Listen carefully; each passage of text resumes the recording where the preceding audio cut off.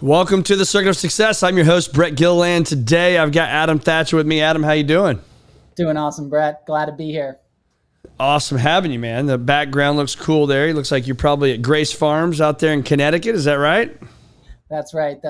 Grace Farms is just this amazing cultural and humanitarian center that I've got the pleasure of being able to be a part of and getting to create something really new there. So. Yeah. Well, we're going to dive into it, man, because it's a cool kind of a new business model and something I think people just need to be aware of. And came across each other through social media somehow, and now all of a sudden here we are on the Circuit of Success podcast. It's a small world. I interviewed somebody today and didn't even know it until my research, but she knew this person and I knew. It's a small world. It's crazy, isn't it? It is. It's amazing how 1 or 2 degrees of separation is. It's. They say it's supposed to be degrees, but it's usually a lot less. Exactly. I don't disagree with that. So, well, you are the co-founder and CEO of Grace Farms Foods, and but it's an unbelievable 100% of the profits goes to your guys' foundation and charities, and it's a great business model. But before we dive into all that stuff, Adam, if you can, I always like to start with what's made you the man you are today, which I know is a big loaded question, but you don't just wake up and do the things that you're doing. So I'm curious on what the backstory is. Yeah, right on. Well, I think that what made me who I am today is certainly my experiences growing up, having a really unique sort of family set up. My father was a World War II veteran, right? For somebody who was born in 1984, that's not, you do the math on that, that's something pretty uncommon. And that truly was the greatest generation, not only to have the bravery at 20, 22 to go off to war and be in the submarine service in the Pacific, but then to come home and really build our country to what it is today, and to be able to grow up with that type of work ethic, being surrounded by that, I think is really a driver for my own passion to create things, make a difference, and leave some kind of legacy that, I think my kids would be proud of. Yeah. So what did you learn from that, do you think? The biggest takeaways for that? Did you have older siblings as well, or are you? So I'm the youngest of 6. Yeah. Okay. Yeah. And, I think from that is having the biggest takeaway, I would say, is that every day is an opportunity to make a difference, and there's no sense in spoiling it, right? There's enough hours in the day to contribute in a positive way to your community, to yourself, but then also to create that moment of leisure for yourself too, whether it's, putting your kids to bed, it's, sharing a drink with a neighbor who might be going through a hard time, whatever it might be. There's definitely enough hours in the day to make every day count. I love that. Let's stay on that while we can, because I'm a big believer in that. And so we all can be busy. We've all got the same 24 hours in the day. So I look at it as it's self-management, not time management. Can't manage time. And so talk about that. What's your schedule look like? I mean, you're a busy, co-founder, a CEO. I'm the same thing, co-founder and CEO of our firm. Things are busy, right? You got kiddos. I got kiddos. We can give a million excuses of why we can't find time for leisure and putting our kids to bed, but it's important to you. It's a value of yours, I would assume. So how do you do that? Let's kind of dive into the weeds, if you will, and help our other fellow business owners that are listening to this. Right on. Yeah. Well, I have 3 kids under the age of 6. Just sent my 5.5-year-old daughter to kindergarten today for the first time. Oh, boy. Which was an amazing, milestone for us as a Tears? family. No tears?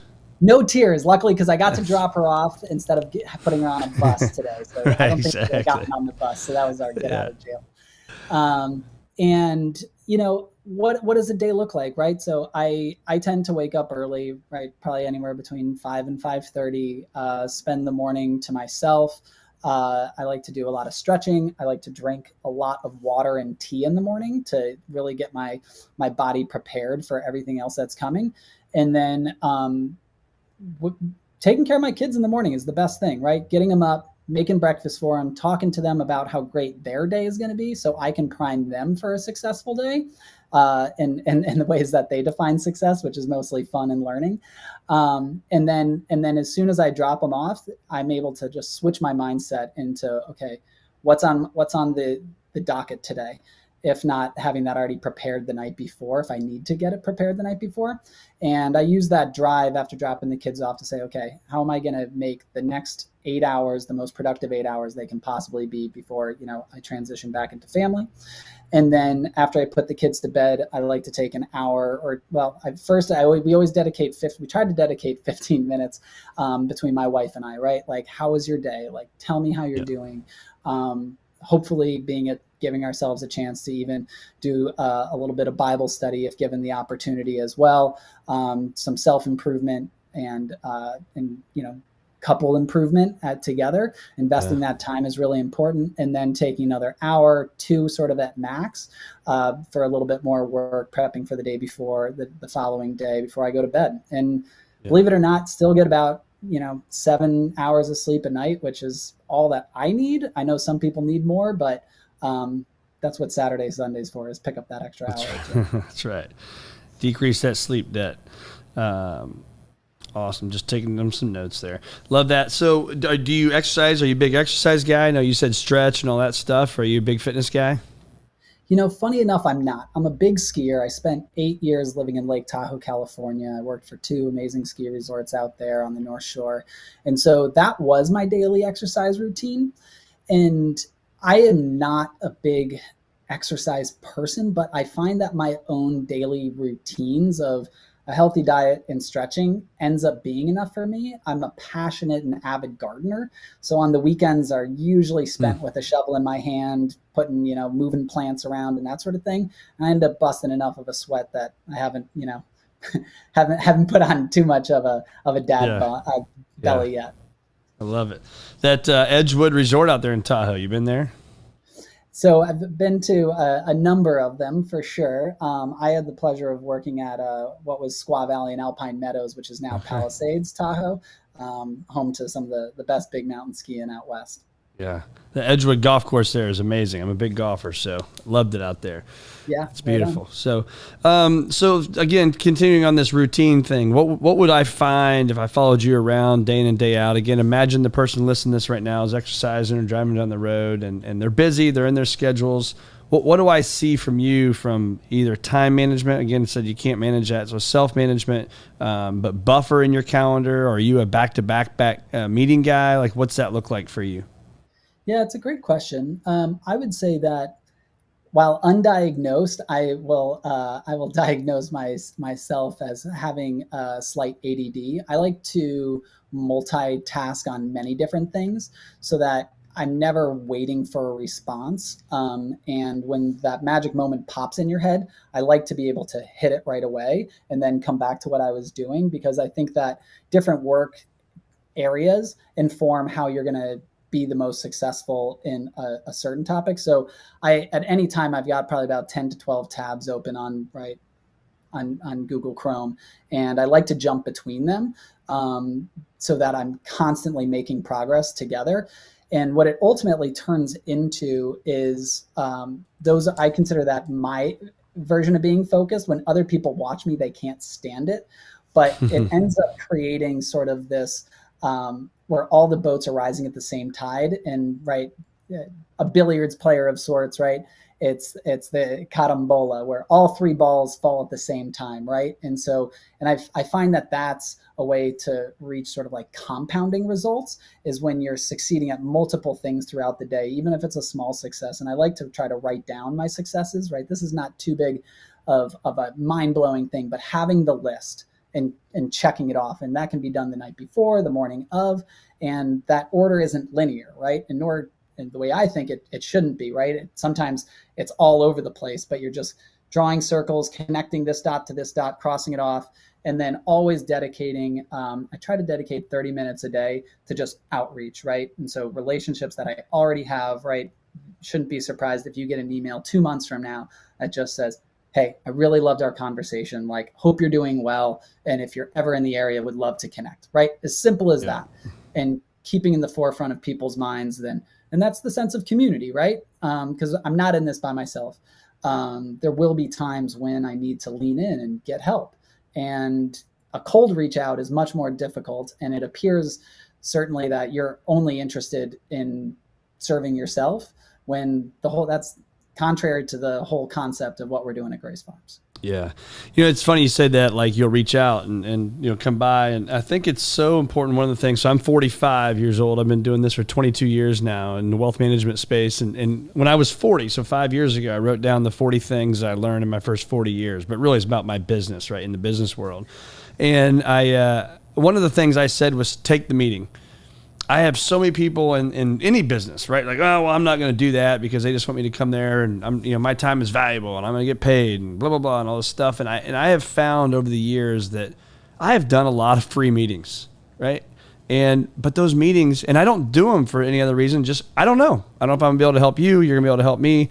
Be a good person. Let's go have fun and have a great meeting. And I think that what I'm hearing and what my research has shown is that you would agree with that concept as well. Take the meeting. I don't know what the hell is going to happen, man, but some amazing things happen when you get good people together. Agree? Totally. And also being transparent, right? Let's not beat around the bush. If we've only got 45 minutes for a cup of coffee or catching up, share what your interests are, what you're focused on also. Yeah. And then next thing you know, they're like, hey, I happen to know the chief sustainability officer at this, and they would love to hear from you. And that's where the network grows, right? Yeah. Yeah. The circle just keeps getting bigger, doesn't it? So let's talk about this. So people understand exactly what you're doing. You guys give away 100% of your profits. And so I'm going to have you explain this because you'll do a hell of a lot better job than I will. But talk about this business model. And this is where I came across it in Forbes magazine. There's a write-up about you all. And so let's talk about that. What does that mean? We're giving away 100% of our profits. And why is it a new business model that people should be thinking about? Right on. Well, so the way that you guarantee you're giving back 100% of profits is that you're 100% nonprofit owned. And the way that this model works, which is a whole new type of business model that's been allowed now for only about 4 years, is you need to have a great organization like a nonprofit foundation, such as what we have is Grace Farms Foundation, which is the owner and manager of this amazing place called Grace Farms. So well worth a Google. Even better, go to Google Images and take a look at what the space is. But it is this world-class cultural and humanitarian center designed by these incredible architects based out of Japan. It's a beautiful piece of modern architecture that is a community center to the local and global community. It's open and free to the public 6 days a week.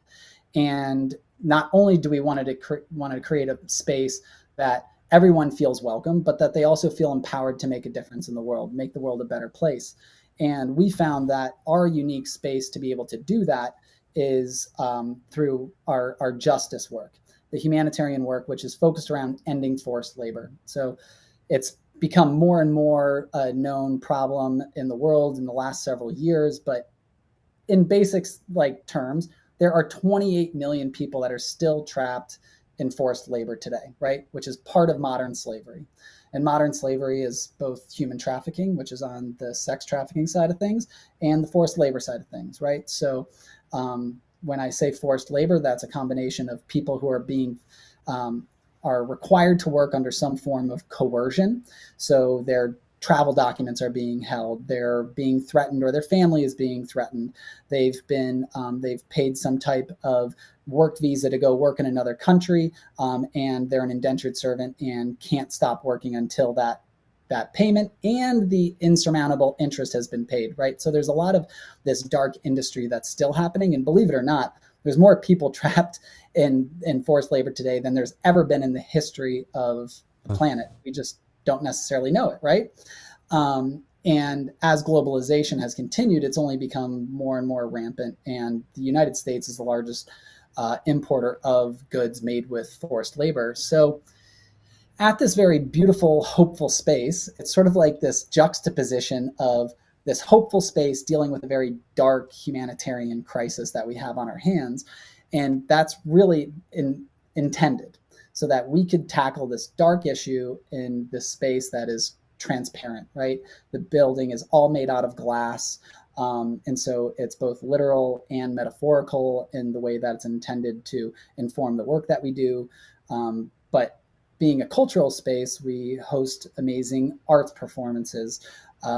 We host Nobel laureates who come in, and people can learn from these types of amazing leaders around the world, all coming and convening at Grace Farms. And then the work we do is from an effort called Design for Freedom, which has a unique focus on ending forced labor in the building materials supply chain, right? So when you think about the built environment, right, this is the chairs we're sitting on, this is the windows that we look out of, this is the timber used to make the roof over our heads, the concrete of the floors that we work on. And there's been this labor transparency pass on this whole industry, which is the largest industry in the world, is the building and construction industry.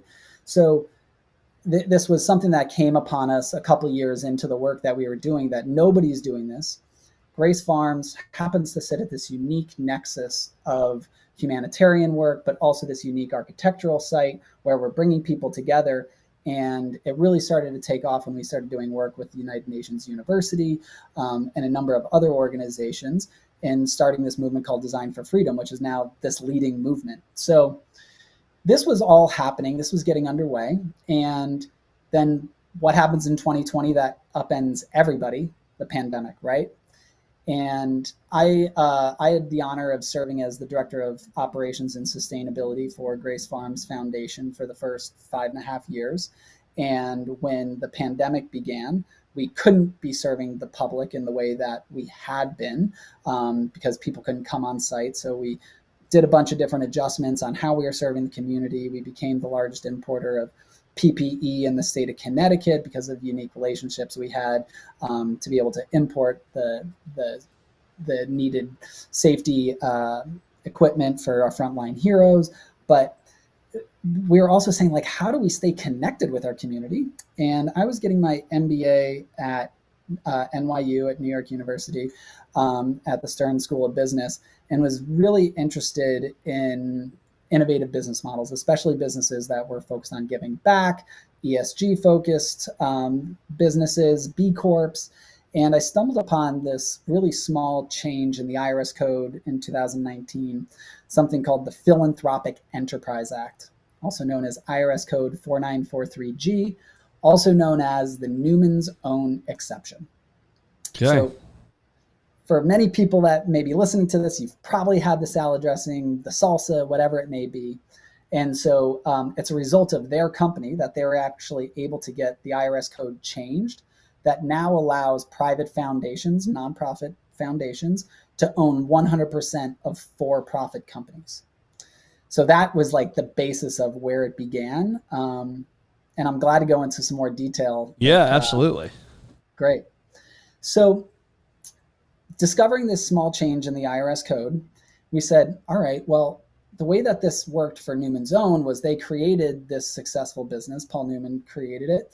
And then when he died, they transferred 100% of the equity to the Newman's Own Foundation. But in a beautiful model, the more dressing that they sell, the more money they could give back to supporting kids, in particular, the work that they did. But the product itself was not furthering the charitable purposes of the nonprofit.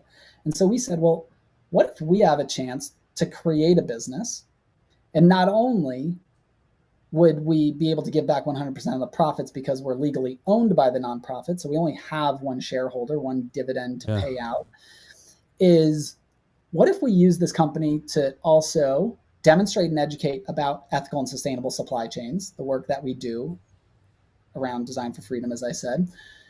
But it also becomes a way for us to share this amazing brand, this amazing story of Grace Farms, the beauty of Grace Farms, the space itself through the packaging and the storytelling. So it was with those three goals that we started the company and then donated it into the foundation.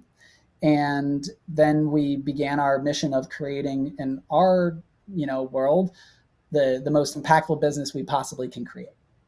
And so we do that in a number of different ways. We're a certified B Corp, which for those people that are familiar with it or not familiar with it, it's a rigorous assessment that businesses can go through from a third-party organization called the B Lab that measures your impact as a company from a governance side, from a worker side, from an environmental side. All those factors pull into that. So we built the company to be a certified B Corp. We are the first and only tea brand in the U.S. to partner with Fair Trade International, which is the original and really the gold standard of fair trade organizations here in the world. And then we also source all of our coffees exclusively from women-led co-ops as a way to like bring some light to the fact that 43% of the workers in the agricultural field are women, yet they're disproportionately underpaid. Got it. Well, that's a lot, man. Woo! Just, it's that easy. Well, I mean, with that though, I mean, you got to have passionate leaders. You got to have people. I mean, there's got to be some cash on the sidelines, right? I mean, like the normal person can't just do this, I wouldn't think. But a couple of things come to mind. So number one, when you talk about design for freedom, I don't know if this is the path you're going down here, but so I was just in Oregon on a golf trip, and when we're going home, we had to drive about 2.5 hours from Bandon Dunes to Eugene, Oregon, and I see all these mountains or hills, whatever you want to call them out there at this area, and they, the beautiful pine trees, and one hillside they'd just be gone, right? They would be logging them, and they'd be these big truck bed, and then as we got more into town, we'd see plant after plant after plant with, I don't know, thousands of trees laying there, perfectly straight cedar trees, right? Laying there. And then you'd go down the road, and then at the end I would see another factory, and it would have like what I would just go to like one of the home improvement stores and see a bunch of 2x4s, right? Now they're out in the parking lot, and there they are, right? And so it gets me thinking, because then I'd see more hills where that one's empty, that one looks like they're 100 foot tall, these look like they're 10 foot tall. It just gets my mind thinking, okay, like now what's the future? Like what's that look like 30 years from now? Can we continue to do this at the scale we do it, to where the real estate market with houses and buildings are being built? Can we sustain this? Like that worries me as a country. And so is that in line with what you're talking about here from the design for freedom, or is that something completely different? No, it's completely in line, right? And so for us, we look at it as the definition of sustainability is not isolated just to environmental, right? That is incredibly important topic, right? That if we do not take care of this planet, human-caused climate change is going to continue to create havoc on our planet and ultimately make our planet really not livable for the 8 billion people and more that live on our planet. However, we also believe that sustainability requires the lens from an ethical standpoint. Are we willing to define something as a sustainable future at the cost of other people's freedom? And so we are fortunate enough that our country has strict labor laws that are for the most part managed. I'm not saying we're perfect. We have a lot of migrant labor in our country, a lot in the agricultural side of things, especially. But other places around the world that are fast developing countries that aspire to have the resources and the economy of the United States are willing to step over people's freedoms and liberties in order to spark their economy. Yeah.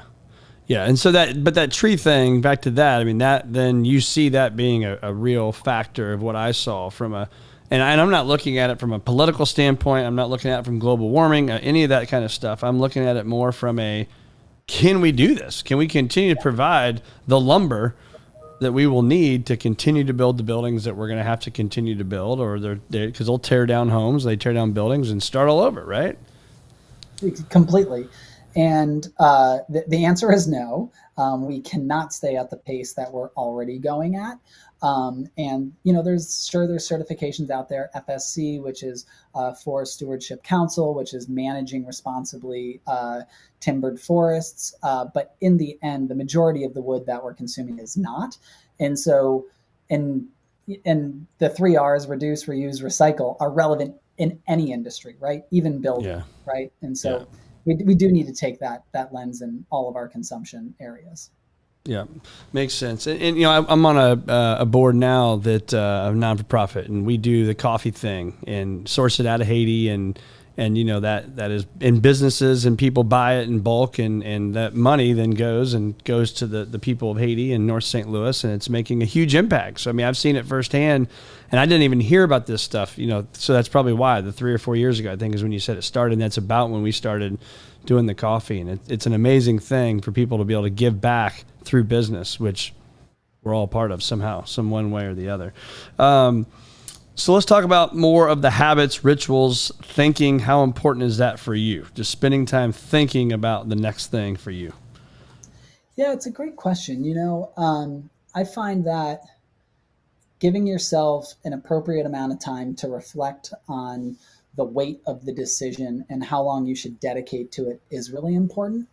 I would say that it's something that I've wrestled with myself. We did not come out of the gates and had a clear idea on how to penetrate into a hyper competitive market, right? I agonized over why is this not working right out of the beginning? Was up for more nights than I can ever imagine. I want to live through again. I can easily say, right, and most entrepreneurs would probably say this, right, that starting a business the first time is one of the most challenging things you'll do in your life. Certainly from a professional standpoint, if not, from a complete life standpoint, with the exception of, family issues that you might go through. And so for me, the ritual of reflecting and making sure that you're giving yourself enough slack and giving yourself gratitude for all the things you've been given, the opportunities, is the best way for me to clear my head. When I find myself, laying in bed wrestling with a big decision or not, it's always helpful for me to just count through all the things I'm so grateful for, from a family side of things, from a business side of things, all the things that are going great. And then if in your gut, that thing that the difficult decision you're making, there's nowhere around it that's something you could be grateful for, it's probably something you should move away from, is something that I've found, right? And that's your gut and your heart talking to you. But it's popped into your mind in a different way. You're not acting emotionally. That's the way that I've developed my compass of decision making. And wouldn't you agree? Obviously, you have a very clear purpose, but I think in life, you have to have a purpose. And you can see the sticker, future greater than your past, is our firm's mission is to help people achieve a future greater than their past. And it doesn't mean that you've had a bad past. It doesn't mean the person listening to this had a bad past. But I think if I was in a room full of 1,000 people, I said, raise your hand if you want a future greater than your past, everybody's going to raise their hands, right? And so when you hear that purpose, future greater than your past, getting you up in the morning at 5 or 5:30 and keeping you going, would you believe that's one of the biggest indicators of success for your life, is to have a purpose? Couldn't agree more. I mean, you're a rudderless ship, and as we know, it just continues to spin round and round. And I think we've all felt that at certain times. You've got a guiding purpose in your life, but maybe you've gotten distracted from what that is, or enough of the challenges have rocked your confidence enough to be able to tap into that purpose and let that be your guiding light every morning. But no question, without a purpose, what's the point? Yeah, well, the Bible says, right, without a vision, without a purpose, people perish. And so I think that's important for us as business leaders as well. And I think there's a lot of people that may not have that purpose currently in their life. And I think it's people's jobs to either through a podcast, books, mentoring, making a phone call, is to get somebody to help you with that. Because I think that's so important for me. I know I was always driven by different things, but when I found that purpose for me purposely, it was a life changer, man. And it's something that then guides you every day, that allows you to get up, even on the days you don't want to do it. When there's purpose-driven mission there, you're going to do it. Whether it's cold and rainy or not, you're going to get up and make it happen. Couldn't agree more, and I think I've looked at it as there's three important factors that are happening in your life, right? It's the work that you're doing, the relationships that you have, and where you're spending your time, right? Geographically, what is the environment that you're in? And if you can optimize those three factors, then you have the ability to, like, say, climb Maslow's hierarchy of need or reach that flow state. And so if you find yourself, right, you're surrounded by great people and you're doing meaningful work, but you're, in an environment that is not friendly, right? It's not inspiring from a place. You cannot possibly give your best. And so that might be as simple as, hey, let's just take this meeting outside so that we can think a little bit more clearly as a team. And so those are the types of changes, the small changes that we can make every single day. If you find yourself trapped in a place where, like, you are surrounded by people you do not like, you need to get out of that situation or find a way to change that situation. If you find yourself in an environment you do not like, right, you do not like the city you live in, get out, right? It is dragging you down and pulling you back. And I know that's a scary jump for a lot of people, but wait till you get to the other side. Yeah. It's worth it. Yeah. Another one I think about a lot for people is the paralysis by analysis. I think if I don't know this, I'm going to make a statement and tell me if I'm wrong or not. But when you guys are building Grace Farms Foods, you had a plan. Clearly you had a plan. When we were starting Visionary Wealth Advisors, we had a plan. But sometimes, man, you got to go, right? You just got to take action. It's one of the circuits of success. You got to take action, and you got to believe in yourself and your team that you're going to build it as you go. And I think so many people want to just think it's going to be perfect day one, and it's a muddy mess, man, trudging through the deep valleys and peaks of running a business. And so would you agree with that as well, as I make these statements, that you didn't have this perfect roadmap, that you're building it as you go? Oh my gosh, yes. Certainly no such thing as a perfect roadmap. I would say, right, what creates disappointment? Unmatched expectation. So if you live your whole life by saying, like, everything's going to be the best, everything's going to be pretty, I'm going to reach this level of success in my life, then chances are that, like, yeah, you're going to spend a lot of time being disappointed, unfortunately. That's not to say you shouldn't be striving for those things, but if you take those as something that should be granted, man, like, you're setting yourself up for a really frustrating life. So that's a rider downer. Yeah. Yeah, the unmet, I write that down. What creates disappointment? Unmet expectations. So tell us a little bit more about what Grace Farms actually does. I know you got the coffee and the tea. It's probably what you're drinking there in your nice glass is your tea. So tell us about that.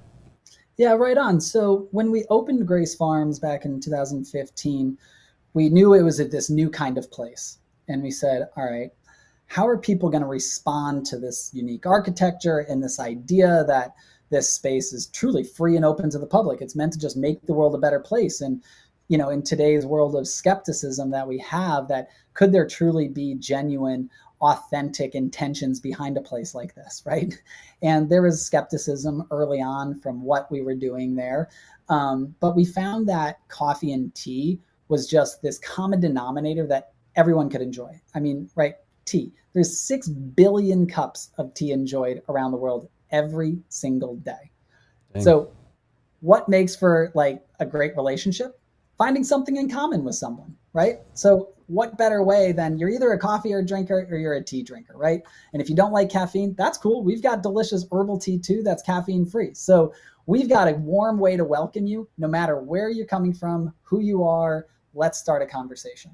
And that's really the icebreaker. And so it became a way of more than just a welcome and a greeting. It became the beginning of relationships. And so then when we were closed during the pandemic, we said, like, how could we not only, stay connected with our existing community, but how could we grow that community even more, right? Yeah. This is the silver linings of a challenging situation like a pandemic. And so we, literally took the inspiration from the cups in our hands and said, what if we were to take this amazing tea and coffee experience that happens at Grace Farms and we were to share it with everyone? And so we've now got people right from Iowa and Washington State and all over the country that have never heard of Grace Farms, have never been to Grace Farms. I don't even know if they'll ever make it to Grace Farms, but they're now connected to it, right?